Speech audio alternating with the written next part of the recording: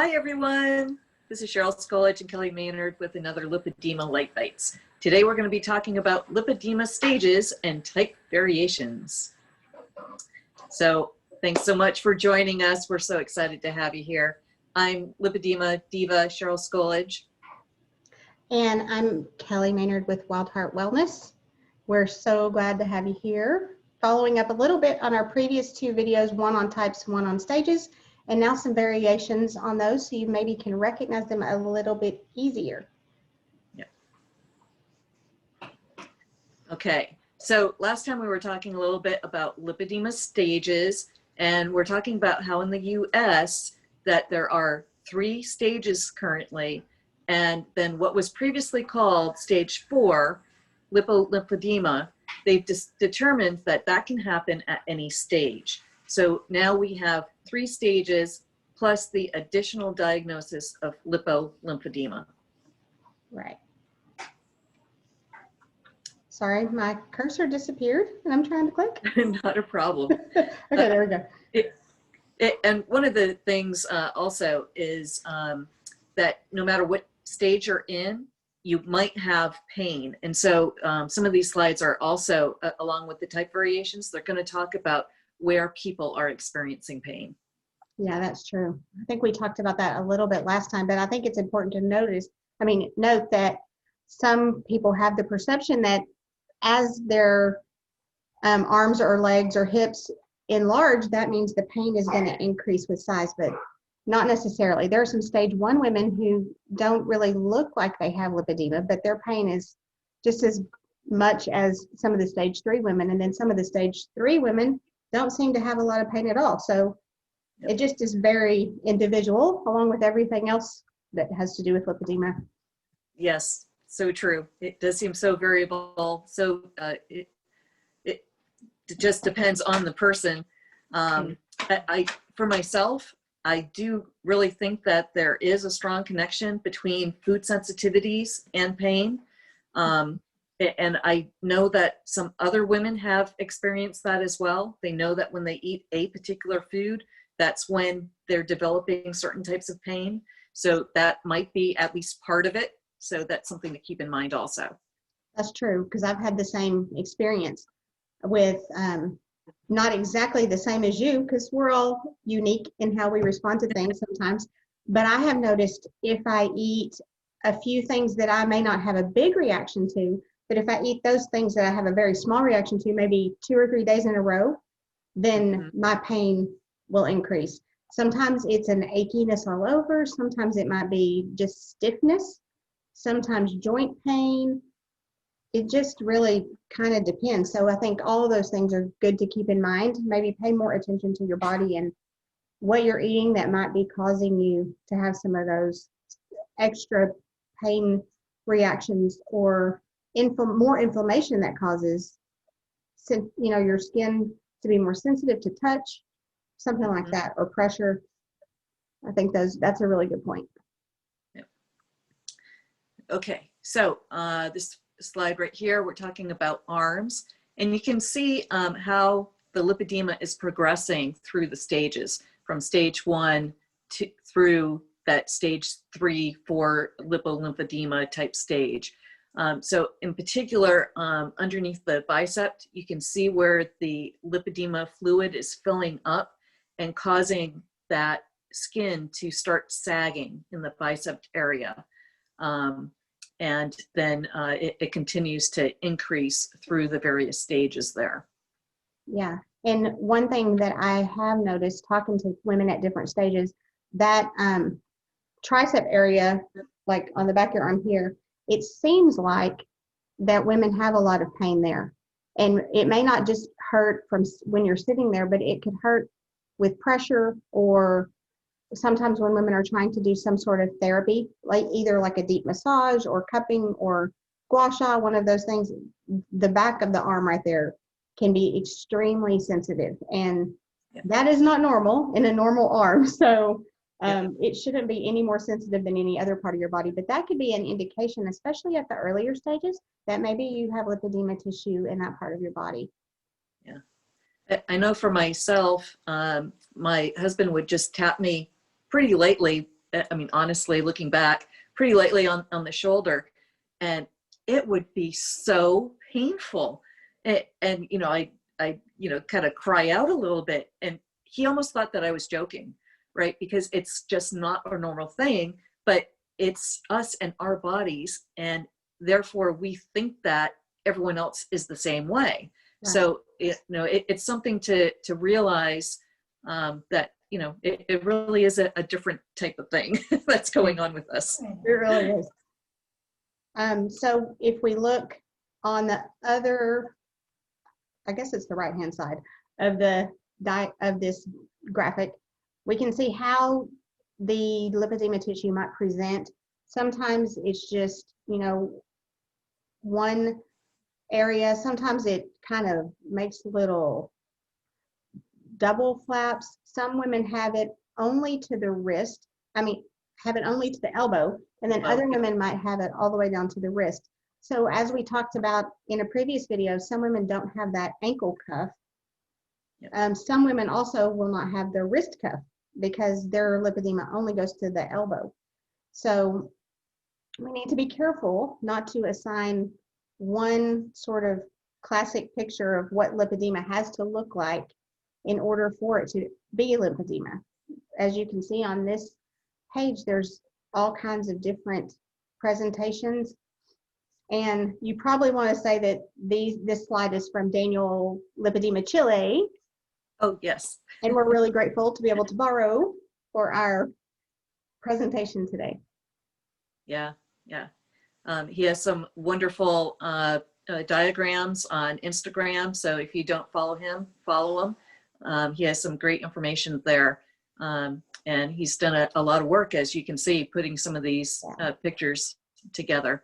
So just trying to get the word out a little bit more so that all of you can see this great work as well.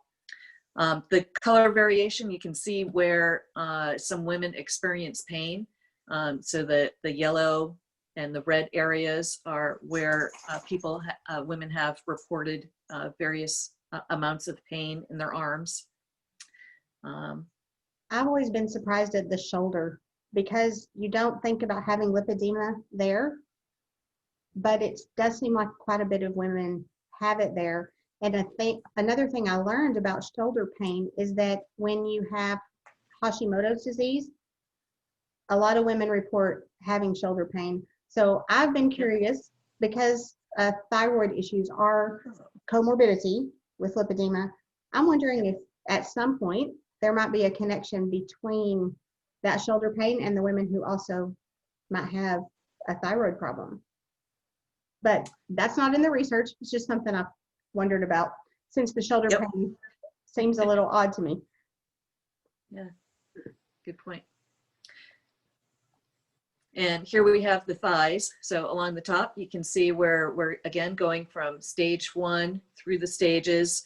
Again, that stage 4, we're now calling stage 4 lipolymphedema, and having that extra lymphedema, that extra fluid in the limbs, that's really an additional diagnosis that can happen at any of the stages. But you can see how the legs can progress. I'm pretty impressed that the basic shape there is there through all of the pictures. So it's a really nice visual that he's giving here. It is. And we also probably need to note that if you do have secondary lymphedema with your lipedema, you may not look like the stage 4. That's more like a stage 3 woman who also has lymphedema. So if you have the additional lymphedema, like at stage 1, your legs will not look like that stage 4 picture. Right. That's just, it's easier to see in stage 3 women. And I think because there have been 4 stages, they always just show the exact progression. But now they're realizing even at stage 1 and stage 2, you could have all that extra fluid with the lymphedema. So your presentation might look a little bit different if your legs are smaller. Yep, good point. So in the middle there, we're talking about how the hips don't necessarily have to be very wide. it's for some of the women, it's the width in the thighs. So again, just some of the different presentations of lipedema, and where that lipedema fat is accumulating. Yeah. And the colors again, those are indications of painful areas. But it is interesting how, again, these women are different shapes and not the classic very tiny waist, then very wide hips. Right. All the way down to the ankle. These are, he did a really good job of finding all these variations that help us understand a little bit better, I think. Yeah, I agree. It seems a lot of the times when I've looked for pictures, it's always very similar shapes, no matter where you're going. It's always, you know, a classic lipedema shape. Yes. And so it's been very difficult to see some of the variations, and like the last picture here from the side, you can see just how small the calves are. So they're carrying that lipedema in the thighs, but not necessarily in the calves. Right. And I know that I've seen so many comments where someone has said, well, do you think I have lipedema? And people will say, oh, well, you don't have an ankle cuff, so you don't have it. Well, that's not necessarily true, because you do not have to have lipedema in the calves. It could just be in the thighs or just in the butt. So there are all of these different presentations. There are. And I think the more that we see these different variations, we'll realize we're not just paying attention to size of body parts. Right. We should be paying attention to the texture of the skin, the appearance of the skin, and you can tell that there is similar appearance of the skin in all of these pictures, irregardless of size of their legs or hips.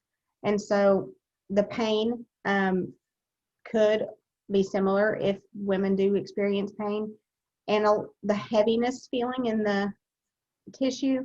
There's a lot of other things to consider besides just that classic pear shape and assigning a certain disease to someone just based on that one shape. Right. And here we are with hips. So talking a little bit more about that variation. We saw in the previous slide that you didn't necessarily have to have a lot of width in the hips, but here are some of the variations that different medical providers see in the hip area.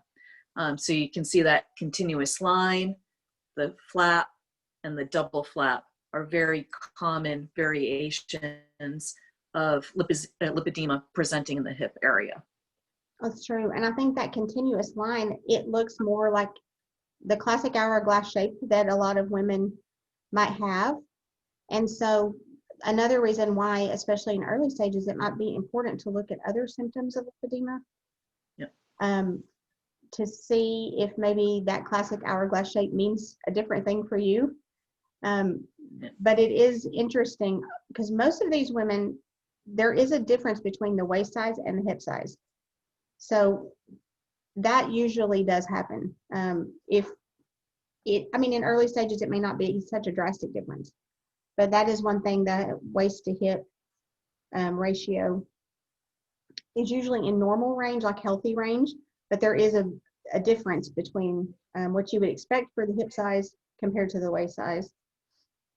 And then again, with the stage 4, just a reminder that if you have the lymphedema, it is hard to tell on a picture that there's extra fluid there, but the tissue will feel different. You might have swelling that goes into your feet. There's different little markers that you can look for, that your doctor should look for lymphedema. Yeah. Especially that pitting edema, Right. where you press on the skin and that divot stays there. Mm-hmm. So here we have the buttocks, so out the back there, and across the bottom you can see the various stages. Across the top, we're talking about some of those variations that we can see. the semicircle, the double, bulky on the top, pointy. So a couple different presentations there for the buttocks as well. Yeah, and then in the middle, we can see the back view. And you can tell on a couple of these, a lot of women will describe their backside as being sort of shelf-like, and that's referring to, you can see where the purple underwear line is. It's like it's sitting right on their butt, like sort of like a shelf. Instead of, Right. if you look at other women, there may not be such a sharp, you know, here's where my hips start as compared to my waist. So that's sort of what they're talking about when they say it's the hips have sort of a shelf. And then at the bottom, again, we see different stages. If you go back just for 1 second, in the middle there, I want to point out, look at the difference in the colors there. So women have some pain. Most of their pain is at the top with lesser down below, whereas in the middle picture is the exact opposite, where it's lesser on the top and more down below.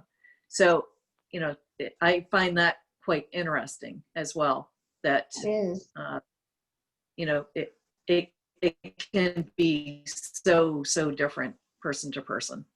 It really is. And I think one thing we're trying to do with all these videos is help people to learn not to make assumptions about their own body or about someone else that they might see online. We've seen some kind of nasty comments because people seem to feel free to comment on social media, but we've seen some nasty comments about, you do not have lipedema, you're crazy, and you know, maybe they do or maybe they don't, but I think we need to learn, especially within our own groups, within our own communities, to be kind. You know, we can't assume based on one picture on the internet that someone needs to be told they are not suffering from some sort of disease. And of course, we also can't diagnose online, but we can be understanding and compassionate and try to be kind to others as we're seeing their pictures online or they're asking for help. So I think that's really important as we're going through this, to realize, don't make assumptions and use nice words when you're trying to talk to others. Very true. Okay, so now we're talking about calves. So up on the top, you can see a variety of lipedema stages for the calves. You can see how some of the women are really presenting with, you'll hear that nickname often of the tree trunk legs. And so you can really see that in the picture of the stage 4 lady at the top here. So that columnar type leg. You can see that there's a definite ankle cuff, even though her feet are still swollen with stage 4, because with the lymphedema, the feet will swell, but there's that definite ankle cuff there. So very obvious. Yeah. And then on the second row, we can see just some different shapes. Some are more columnar, like straight on both sides where it looks like a column shape. And then some women do have the curve to their calves, as we would expect. So it really, again, varies quite a lot. And again, interesting with the pain coloring on here. Yeah, isn't it? Mm-hmm. I find it very interesting that the yellow on a number of them are in the center there. You know, you would kind of think that the pain would be throughout the full leg. So it's just, we're just so unique. We are. And also, in my experience, I don't have a lot of pain in my calves. And so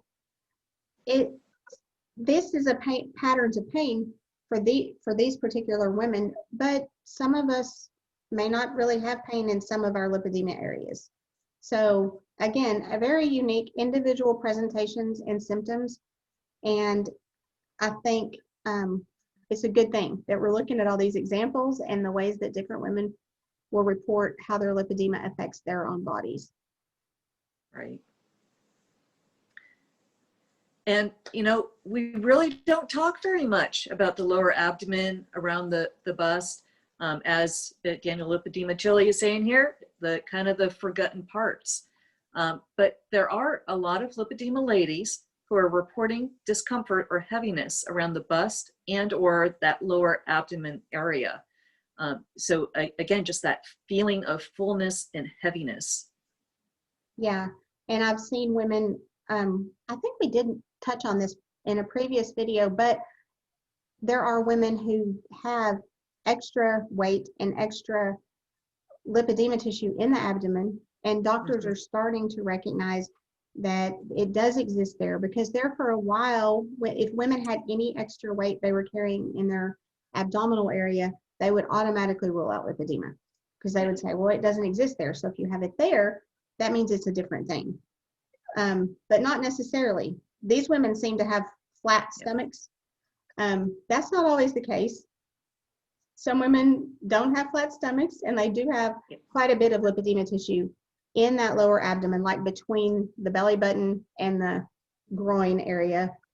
And so I think that these pictures and these graphics are helping us a lot to see different things that we need to be aware of as we look online and look at our own bodies to see if this is something that affects us. And in addition, you were talking about carrying that extra weight around the middle. It's very common also to have both lipedema and obesity. Correct. So the clinical obesity, where they're talking about carrying that weight around the middle and the internal organs. So that is a possibility as well. You know, it's awful that there are so many possibilities there, but that's the way it's fallen out. You know, you can have lipedema itself, you can have lipedema and lymphedema, you can have lipedema and obesity, you can have obesity itself, you can have all three. All of them are possibilities out there. And so, you know, you do need to just kind of take a step back and think through all of the symptoms for all of those different diseases and determine what ones really match with you and your body. Right. With regard to the bust, I've seen a lot of women who, in our group and other groups, who have talked about their breast size just keeps growing, and they don't understand why, because the bust is not a place that anyone really talks about lipedema. But I've read a lot of accounts where women will have children, and the normal way that it's supposed to work is if you breastfeed, then your size increases to nurse your child, and then afterward they'll go back to the original size you had. But I've read with lipedema women, sometimes every time they have another breastfeeding experience, their breasts just keep increasing. They never return. And it's interesting to me that it sort of surrounds pregnancy, childbirth, and nursing, because we've heard that lipedema can increase at those times. And so I'm wondering, if you are a mom who's had those hormonal changes, maybe your breast tissue is affected, especially like around the sides of the breast, extra pain through that tissue. It's just a very complicated disease. And I'm wondering how much more we're going to learn as we continue to talk to women about their symptoms, and really have doctors and medical professionals listen to what women are trying to say that's not normal in their bodies. I think we're going to hear a lot more about some of these areas, like the bust and the abdomen, and how they might be affected with lipedema. Well, there are a number of lymph nodes right below the bust, and so many lymph nodes throughout the armpit area as well. I know for myself that I tend to swell a bit under, not in my armpit, but underneath, on kind of over my ribs underneath my arms. And it seems that that might just be something to do with the lymph nodes throughout the armpits there. That's true. It may. I think, I forgot what I was trying to say. I think it's interesting we tend to have swelling in areas where there are lymph nodes. Like there are some in the abdomen, there's some in Yep. the very top of the legs. And then, as you said, up here on your arms or under your arms. But women have a lot of swelling in their hip area. And it's interesting that that is right around where there are two major groups of lymph nodes, in the abdominal area and in the hip upper leg right there. So we know that our lymph systems don't really work that great when we have lipedema. We're not sure if the lymph dysfunction causes lipedema or the lipedema causes the lymph problems. I think there's a lot of discussion about that. Yes. But it does make sense that the chest and the breast issue area would be affected since it's very near the lymph nodes. And if those are not clearing out very well, extra fluid and weird tissue situations could happen there too. Yep. Yep. So true. Well, there we go. We're at the end. For more information, don't hesitate to contact me at lipedemadeva.com. And my website's wildheart.health and email is info@wildheart.health. We also have 2 Facebook groups. One is for patients, Lipedema and Food Sensitivities, Take Control of Your Lipedema, and our one for providers. So any health or wellness professional, you are welcome to join us at Lipedema and Food Sensitivities Healthcare Community. It was great seeing you guys. We'll catch you next time for Lipedema Lite Bites. Bye.